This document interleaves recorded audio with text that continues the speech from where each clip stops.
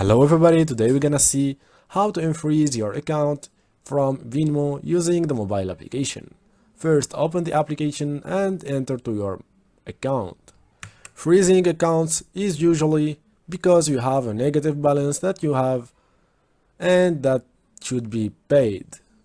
So the support will freeze your account until you pay this negative balance. If this didn't work, you need to contact the support to unfreeze your account. And it's by going to this gear icon, then click on Get Help from the setting page. After that, select the Chat with Us option. From here, you will be able to with the Venmo assistant. It is a chatbot, so try to write to him, I need an agent, so you can contact a human that can help you unfreeze your account. And yeah, if you like this tutorial, please subscribe to the channel, like the video, and peace.